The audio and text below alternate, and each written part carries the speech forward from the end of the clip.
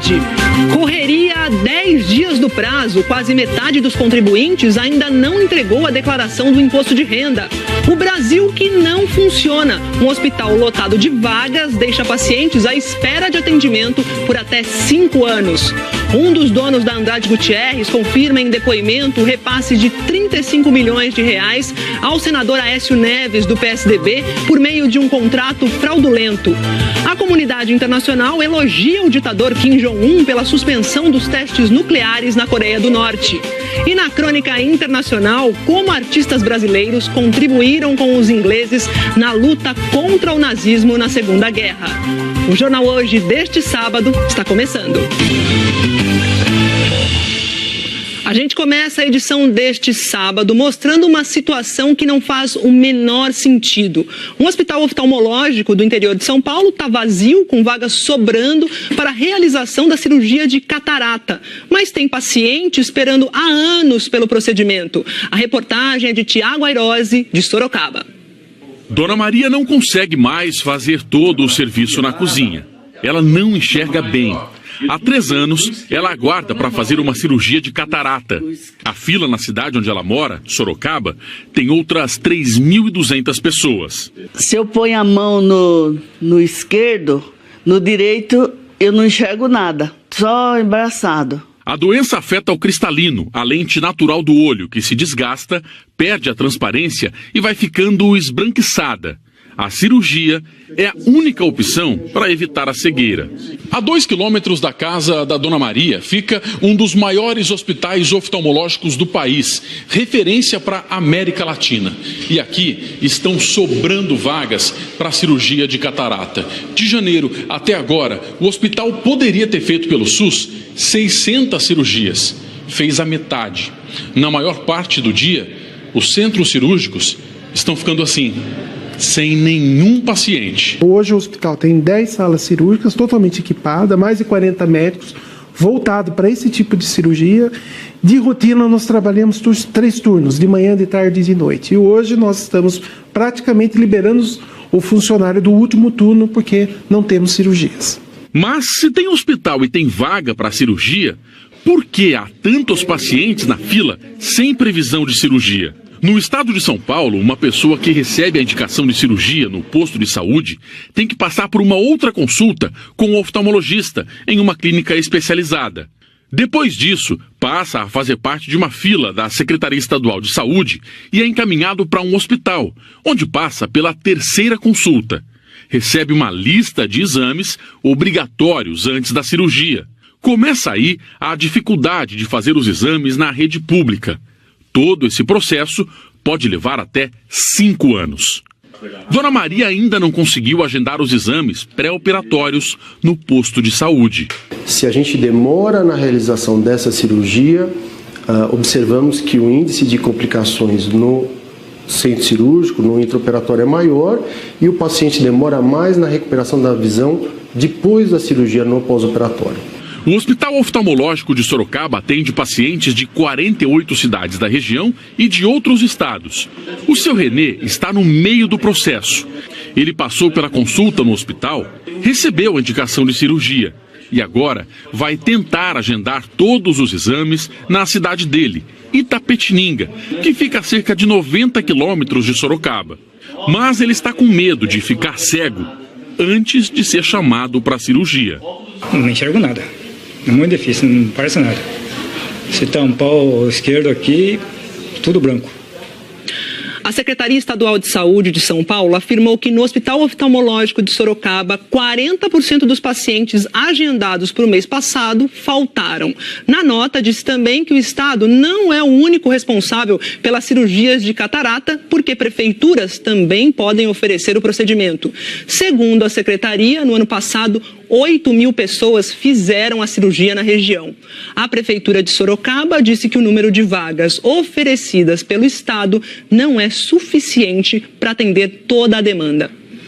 E a Justiça Federal prorrogou para o dia 25 de junho o prazo para que o Ministério Público Federal e a mineradora Samarco firmem um acordo sobre o desastre ambiental em Mariana. O prazo vencia ontem e foi adiado pela 4ª vez. Considerado o maior desastre ambiental do Brasil, o rompimento da barragem de Fundão aconteceu no dia 5 de novembro de 2015 e matou 19 pessoas. Desta vez, o adiamento foi determinado pelo juiz Márcio de Paula Franco Júnior, que aceitou o pedido feito pela Samarco e suas controladoras, Vale e PHP Billiton.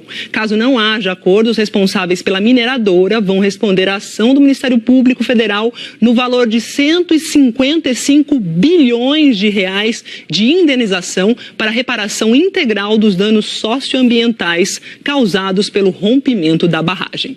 Agora a gente chegou a hora de saber como vai ficar o tempo no fim de semana com o Thiago Scheuer. Thiago, eu sei que choveu muito na Bahia nos últimos dias. Você falou disso também, né? Falei disso. Lembro que talvez essa chuva enfraquecesse agora à tarde. Sim. E eu quero saber se tem confirmação para isso ou não. Eu já te digo, confirmo. Boa tarde para você. Te digo que a tua memória tá boa, viu? Então ainda bem, hein? Aqui, tá ótima. Boa tarde para você em casa também. Essa chuva já vai dar uma aliviada na região do Recôncavo Baiano, isso inclui Salvador.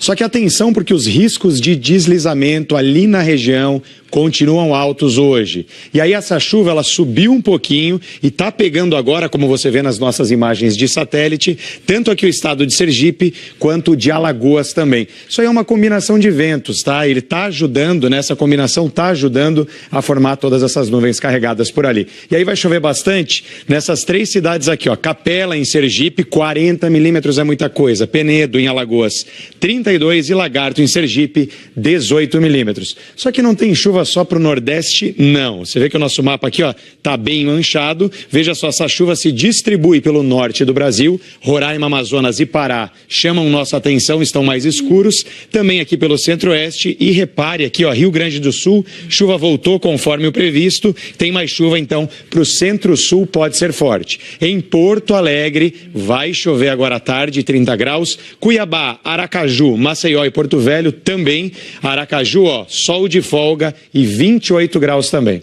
E hoje é aniversário de Brasília, 58 anos. Parabéns, capital federal vai ter 26 graus, pancadas de chuva isoladas, 80% de chance de chover, Maju. E Thiago, até agora você falou de chuva, mas eu sei que tem gente no clube aí da secura, do tempo seco. Quem são esses lugares? Quais são esses lugares? Povo que pode estender um varalzão pelo Brasil aí para estender roupa hoje também, viu? Sol tá bombando, então aqui, ó, nessa parte de Santa Catarina, pega boa parte do litoral norte do estado, avança aqui por São Paulo, sobe até o centro-sul do Piauí. Aí é tempo firme, né? Em São Paulo, no Rio, em BH e em Floripa, tudo aí, ó, tempo firme, temperaturas acima aí dos 25 graus. Agora, Salvador tem chance, então, de chover um pouquinho mais fraco, como eu já falei lá no começo, 29 graus. E como fica o tempo nos próximos dias, Thiago? Pois é, a gente separou, Maju, até quinta-feira, tá? Então, para você entender aí, até quinta, essa chuva ela vai continuar se espalhando pelo Brasil. Veja aqui, ó, no sul deve respingar alguma coisa por Santa Catarina e pelo Paraná também. Atenção para você que mora no Rio de Janeiro e também no Espírito Santo, chuva deve apertar um pouquinho mais nesses próximos dias, Ceará, Piauí, e aí passa aqui no roxo, no norte do Brasil, isso aqui é muita chuva acumulada, pertinho aí dos 150 milímetros, claro, esses milímetros distribuídos para os próximos dias. Obrigada, Thiago, ótimo fim de semana. Valeu para todos nós, bom domingo, gente, tchau. Tchau, tchau. Olha, no Brasil, a cada minuto, uma pessoa é obrigada a abandonar a casa onde mora. Este deslocamento forçado foi alvo de uma pesquisa do Instituto Igarapé, do Rio de Janeiro. A reportagem é da Mônica Sanches. A casa da Alessandra foi destruída e a família espera a chegada de um bebê. Eu perdi tudo, como é que eu vou saber o que eu vou fazer aqui? Hoje em dia eu vejo o quarto da minha filha que eu lutei tanto nesse nível. Um temporal no mês passado deixou vários desabrigados no Morro do Alemão, na zona norte do Rio.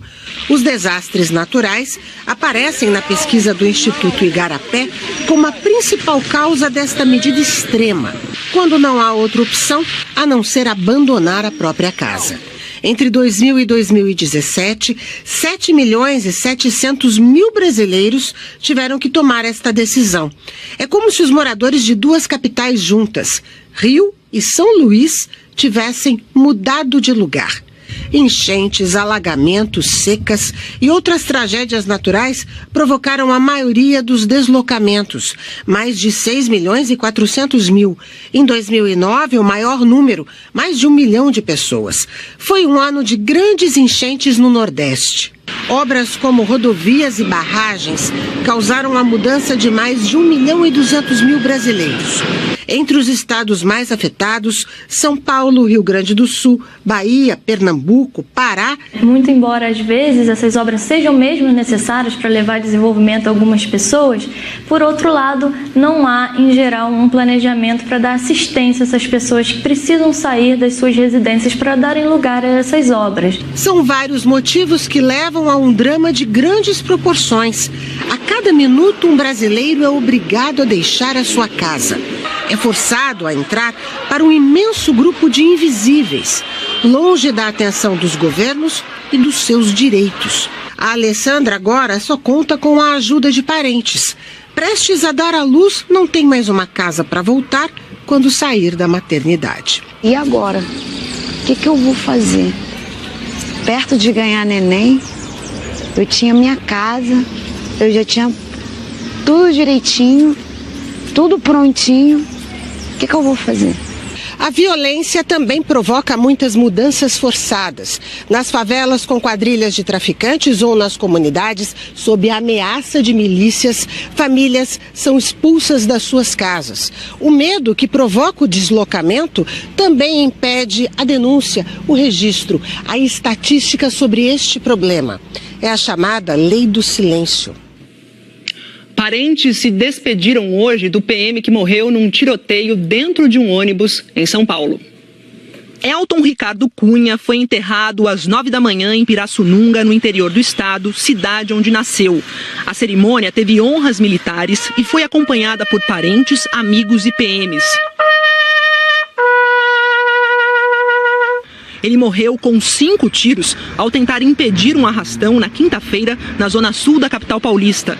Um dos suspeitos do crime, Rafael Barbosa, foi preso ontem. O outro, Damião Souza, morreu no tiroteio. Imagens de câmeras de segurança estão ajudando a identificar os assaltantes. Segundo a polícia, esta mostra os dois saindo do bairro onde moram e caminhando até o ponto onde pegaram o ônibus. Essa outra, segundo a polícia, mostra os suspeitos embarcando. No instante seguinte, começou o assalto. Um dos bandidos disparou vários tiros, foi baleado e forçou a porta para escapar. Morreu na calçada. Para a polícia, trata-se de Damião. Ainda baseada nas imagens, a polícia suspeita que o bandido que fugiu é Rafael Barbosa, de 24 anos. De acordo com a polícia, Rafael tem as tatuagens no braço e usava um mesmo boné encontrado na casa dele. Ele nega. As provas são contundentes que ele estava lá e que ele era das pessoas que foram responsáveis pela prática de latrocínio.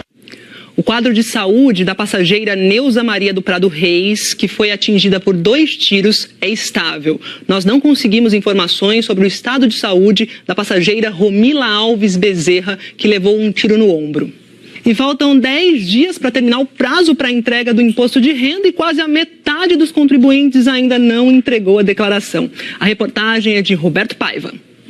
A Vera acordou decidida. Foi logo cedo para o escritório de contabilidade tirar dúvidas sobre o preenchimento da declaração e saber se o valor do imposto a ser pago estava correto. Depois de uma conversa, tudo certo. Já estou livre. Só ano que vem? Só o ano que vem agora. Aliviada, porque eu estou cumprindo a minha obrigação, né? Não tem problema em pagar imposto, né? É só a gente ter a contrapartida, ter o retorno desse dinheiro. Muita gente ainda não acertou as contas. A Receita Federal espera receber esse ano 28.800.000 declarações. Mas até ontem foi entregue só pouco mais da metade. O prazo para a entrega é o dia 30 deste mês. Na medida em que o prazo para a entrega da declaração se aproxima, aumenta o trabalho aqui nesse escritório de contabilidade. Hoje, 10 funcionários foram convocados para só fazer imposto de renda. E olha, o trabalho por aqui neste sábado deve ir até às 8 da noite. Temos aqueles atrasadinhos que deixam tudo para a última hora. E aí o trabalho é dobrado aqui. Bastante. É melhor se apressar. Quem perder o prazo deve pagar multa mínima de R$ 165,74. e máxima de 20% do imposto devido. Este ano, a Receita Federal está pedindo mais informações sobre os bens dos contribuintes. Foram criados campos específicos na declaração para o Renavan do veículo e para detalhes do imóvel, como inscrição municipal, área total, data de compra. Este ano, o fornecimento desses dados é opcional, mas é obrigatório, por exemplo, informar o CPF de dependentes com 8 anos ou mais até 31 de dezembro do ano passado. O grande erro da declaração de imposto de renda não é nem preencher a declaração de imposto de renda, é ter os documentos. Sente para fazer a declaração de imposto de renda no seu computador quando você tiver todos os documentos em mãos. Lance no programa, após ser baixado do site da Receita Federal, preencha a declaração, confira e entregue. Dessa forma é infalível e ele não vai ter problema com a Receita Federal. Agora o assunto é vida em condomínio. A inadimplência é uma das dores de cabeça para um síndico e muitas vezes o motivo para o morador não honrar essa conta é o desconhecimento de regras. Veja na reportagem de Larissa Carvalho. Pressa, freio que falhou, não tem conversa. Se um morador ou um visitante quebra o que é de uso de todos, não dá para jogar a conta para o condomínio, não. Qualquer despesa que seja provocada exclusivamente por um condômino deve ser cobrada dele e não rateada entre os demais. Um furto foi a última polêmica no condomínio. A Jane conta que um morador deixou o carro aberto. O celular que estava lá dentro sumiu. O advogado explica que mesmo pagando por um condomínio que tem esquema de vigilância, o dono do telefone não pode cobrar um novo. Mesma situação de bicicleta, pneu ou qualquer coisa que sumir em garagens ou parquinhos. Alguns condomínios, apesar de ser muito raro, preferem estabelecer que a responsabilidade por qualquer dano causado ao condômino nas áreas comuns sejam rateados entre todos, mas isso é uma exceção. Os condomínios até podem elaborar suas próprias regras, mas elas não podem desrespeitar o Código Civil. Se alguém está passando numa calçada, por exemplo, e é machucado por alguma coisa que vem lá do alto, ou se um carro é amassado por um objeto jogado, aí é lei. A vítima não pode ficar no prejuízo. Aconteceu nesse prédio. Um toco de madeira despencou, quebrou 2 janelas de apartamentos. Aí o condomínio teve que comprar vidros novos e pagar para instalar. Depois, o Daniel, o síndico, investigou e descobriu de onde veio o bloco de madeira e pediu ressarcimento para o dono. Isso foi um dano causado por um morador. Então não é justo que os outros moradores paguem por esse prejuízo. É desse jeitinho que a Jéssica pensa. Ela estacionou, esqueceu de puxar o freio de mão e o carro foi parar na grade. Prejuízo, quase R$400. Eu não acho que seja errado ela ter cobrado, então eu nem questionei. A conta é sua. A conta é minha. E olha só que história curiosa. Durante a Segunda Guerra Mundial, obras de artistas modernistas brasileiros, como Portinari e de Cavalcante, foram doadas para o Reino Unido, chegaram a ser esnobadas por alguns intelectuais. Agora, mais de 70 anos depois, 24 delas estão expostas na Embaixada do Brasil, lá em Londres. Veja só na reportagem da correspondente Cecília Malan.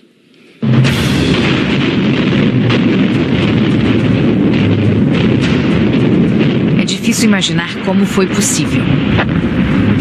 Em plena guerra, com submarinos nazistas afundando navios no Oceano Atlântico, 168 pinturas e desenhos fizeram a travessia até a Europa.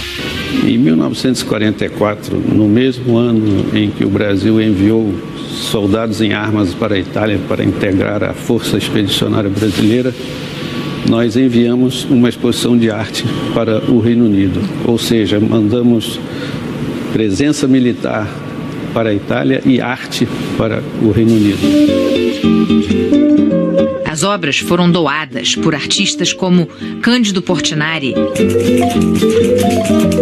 de Cavalcante, Lazar Segal, Newton da Costa e Roberto Burle Marx, mestres do modernismo brasileiro, mas pouco conhecidos do público inglês na época. Talvez por isso causaram desconfiança na Academia Real de Artes, a Royal Academy. Num primeiro momento, a mais tradicional instituição britânica de arte e uma das poucas que não foram bombardeadas pelo exército de Hitler, esnobou a ideia. Eles não conheciam a arte brasileira. Poucos tinham viajado até lá, e essa ignorância estava acompanhada de um certo snobismo intelectual, explica o atual curador da Royal Academy, Adrian Locke. And I think with ignorance comes a kind of intellectual snobbery.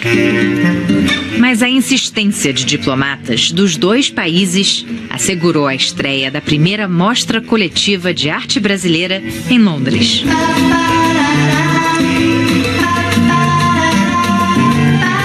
O público foi apresentado a uma arte sofisticada em linha com a produção modernista europeia. E o leilão das obras arrecadou fundos para a Força Aérea Real Britânica.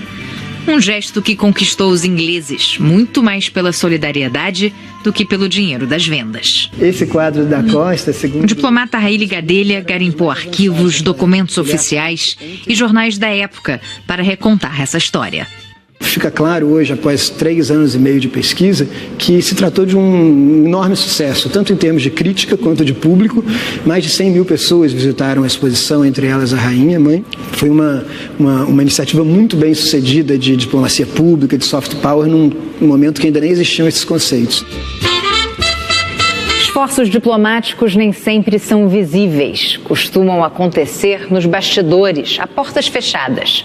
Mas aquele gesto espontâneo de artistas modernistas brasileiros entrou para a história como exemplo de diplomacia cultural em tempos de guerra. E agora, 74 anos depois, 24 das obras originais foram reunidas aqui na Embaixada do Brasil, em Londres. As obras pertencem agora a acervos públicos britânicos e vão ficar expostas até o fim de junho. É um legado brasileiro, revisitado em tempos de relativa paz.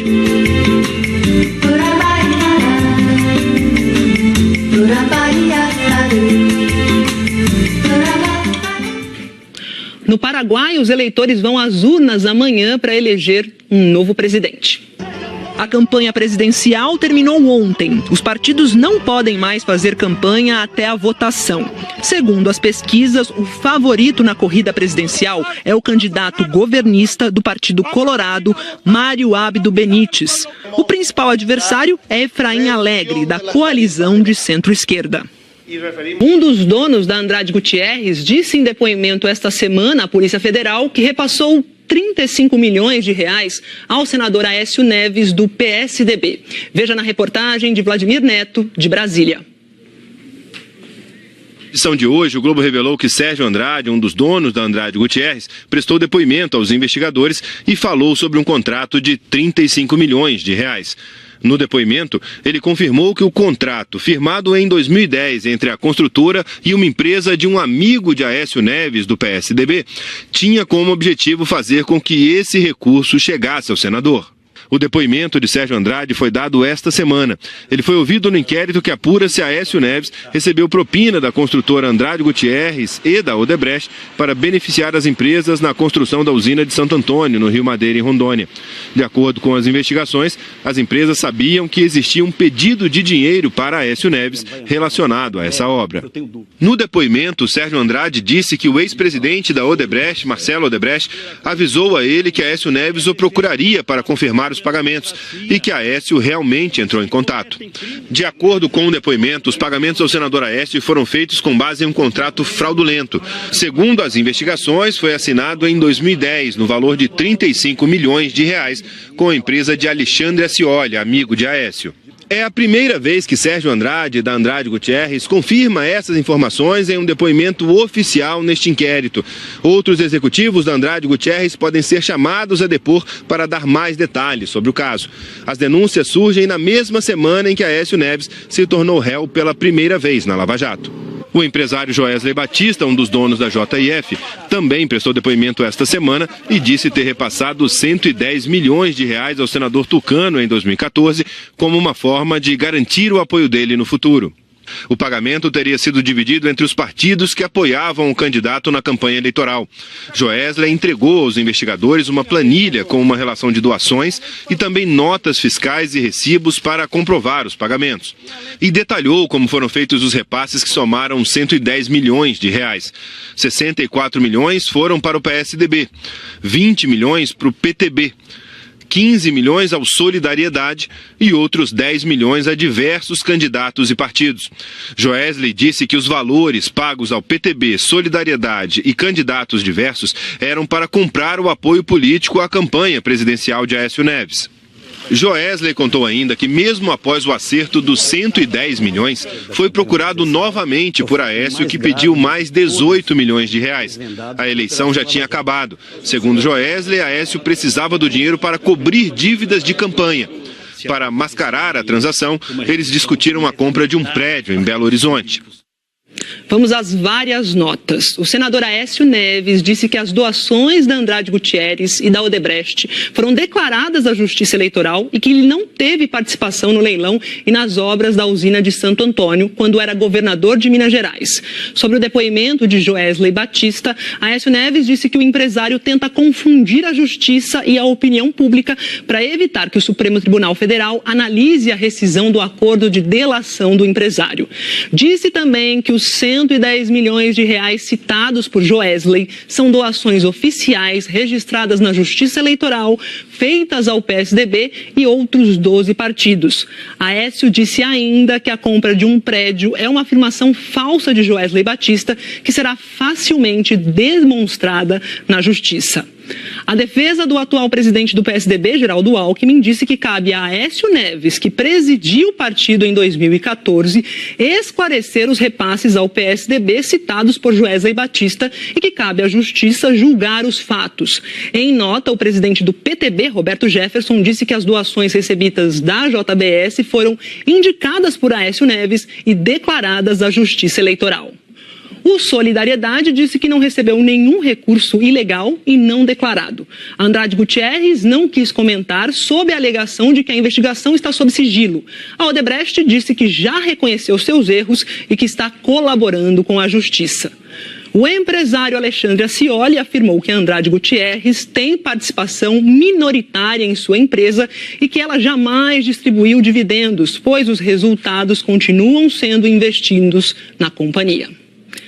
Joesley Batista disse também no depoimento da última quinta-feira à Polícia Federal que fazia pagamentos mensais ao senador por meio de uma rádio da família de Aécio Neves. Veja na reportagem de Joconda Brasil. No depoimento, Joesley Batista também reafirmou que já tinha dito à Polícia Federal sobre outros acertos com Aécio Neves. A TV Globo apurou que nesse depoimento de quinta-feira, Joesley chamou a mesada de 50 mil reais de mensalinho a Aécio. Ele detalhou que os pagamentos eram feitos pela JF, a Rádio Arco-Íris, que pertence à família do senador. O empresário disse que Aécio Neves o procurava e pediu que ele não parasse de pagar em 2016. Os repasses mensais duraram de julho de 2015 a junho de 2017, segundo o depoimento. Joesley relatou que Aécio disse que era um pagamento muito importante. Ainda no ano passado, nessa parte da delação, Joesley contou aos investigadores que a mesada foi acertada no apartamento de Aécio, no Rio, em 2015, a pedido do senador, e que não sabe dizer se houve, de fato, algum serviço prestado pela rádio. De acordo com Joesley Batista, o objetivo da mesada era manter um bom relacionamento com o senador, que tinha tido um bom desempenho na eleição de 2014 e que, na avaliação da JF, poderia se candidatar a presidente na eleição deste ano, com chance de se eleger. A defesa de Aécio e a Rádio Arco-Íris afirmam que o pagamento refere-se a uma relação comercial lícita entre a JF e a rádio, referente à contratação de publicidade, e que os anúncios foram veiculados. Houve, portanto, prestação de serviço. Entre 2015 e 2017, ao menos 3 marcas de propriedade da JBS fizeram publicidade em 5 rádios de Minas Gerais. Em uma rádio foram 140 mil reais. Numa outra, R$ 90.300. Numa terceira, R$ 49.460. E numa quarta, R$ 840. Já na Rádio Arco-Íris, da família de Aécio Neves, foram investidos R$ 1.333.610. Segundo fontes do mercado publicitário, estes valores são calculados com base na tabela de preços de anúncios das rádios. E sobre esses valores, pode haver descontos concedidos pelas emissoras. O senador Aécio Neves afirmou que Joesley Batista está mentindo e que a relação comercial entre as empresas do Grupo JF e a emissora de rádio de sua família foi correta e legal. Nós não conseguimos hoje contato com a direção da Rádio Arco-Íris. Ontem, a emissora afirmou estar surpresa com as declarações de Joesley Batista, que, segundo a rádio, tenta dar um caráter político a uma relação comercial correta e legal. A Rádio Arco-Íris declarou ter toda a troca de e-mails com as tratativas comerciais, comprovantes de veiculação e notas fiscais, e que esses documentos estão à disposição das autoridades. A comunidade internacional elogiou a decisão do líder norte-coreano Kim Jong-un de suspender todos os testes nucleares e lançamentos de mísseis balísticos intercontinentais. O anúncio foi feito ontem. O presidente americano Donald Trump escreveu nas redes sociais que a decisão norte-coreana é um grande avanço. A apresentadora da TV estatal chinesa leu um comunicado do Ministério das Relações Exteriores que comemorou a decisão. Segundo o governo chinês, o anúncio de Pyongyang vai ajudar a melhorar a situação na Península Coreana. E o secretário-geral da ONU também se pronunciou. Para Antônio Guterres, há esperança no avanço das negociações com a Coreia do Norte. Guterres defendeu que a solução para o conflito deve ser sempre por meio da diplomacia. O anúncio foi feito dias antes do ditador Kim Jong-un se encontrar com o presidente da vizinha Coreia do Sul e do aguardado encontro entre Kim Jong-un e o presidente americano Donald Trump.